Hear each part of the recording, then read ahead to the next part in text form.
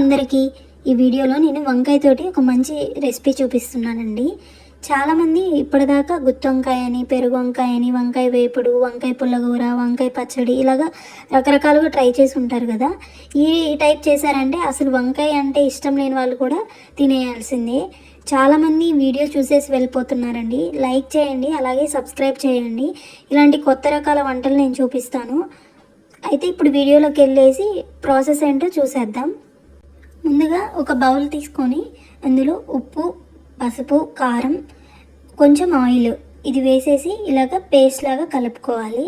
మరీ లిక్విడ్గా కాకుండా వీడియోలో చూపించిన విధంగా కలుపుకోవాలన్నమాట. దీనికోసం మీరు సన్న వంకాయ అయినా లేదా గుత్తి వంకాయ అయినా ఏ వంకాయనైనా వాడచ్చు. ఇలాగ వంకాయని చూసిన విధంగా ఒక 1/2 ఇంచ్ థిక్నెస్లో కట్ చేసుకొని దీన్ని ఇలాగా ఉప్పు, కారం దీనికి పట్టే విధంగా పట్టించుకోవాలి.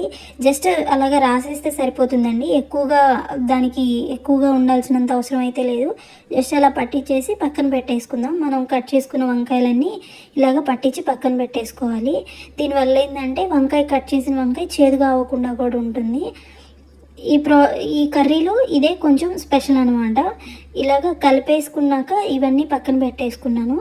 ఇప్పుడు ఒక ప్యాన్ పెట్టేసుకొని అందులో కొంచెం ఆయిల్ యాడ్ చేసుకున్నాను.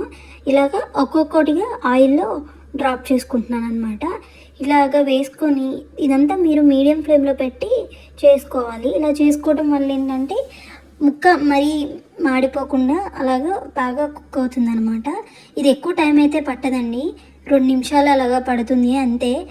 మీడియం ఫ్లేమ్లో పెట్టుకున్నా కానీ ఇలాగ చూసారు కదా, నేను ఇలాగ 2 వైపులా తిప్పి కాల్చుకుంటున్నాను. ఆయిల్ అంతా చేసి ఇలాగ అన్నీ వేయించేసుకున్నాను ఒకదాని తర్వాత ఒకటి. వీటన్నిటిని ఇప్పుడు తీసి పక్కన పెట్టేసుకోవాలి.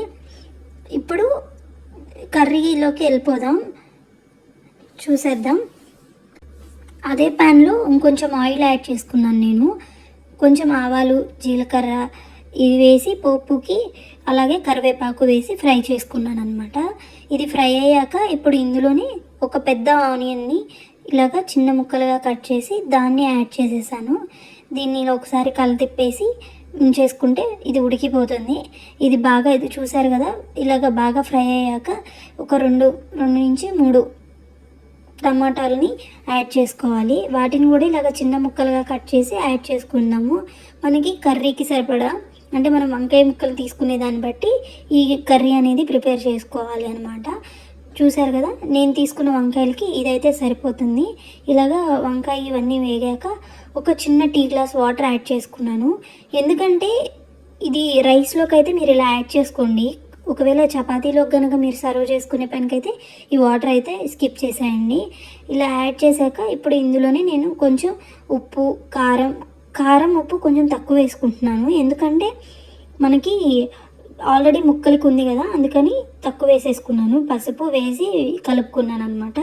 ఇప్పుడు ఫైనల్గా మనం వేయించి పక్కన పెట్టుకున్న వంకాయ ముక్కల్ని కూడా ఇందులో యాడ్ చేసుకున్నాను.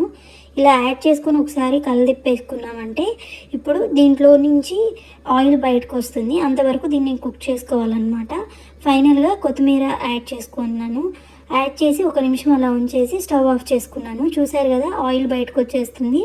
ఈ టైంలో మీరు స్టవ్ ఆఫ్ చేసుకొని సర్వ్ చేసుకోవచ్చు. టేస్టీగా ఉంటుంది వంకాయ కర్రీ. ఒకసారి మీరు ట్రై చేసి ఎలా వచ్చిందో కమెంట్ చేయండి.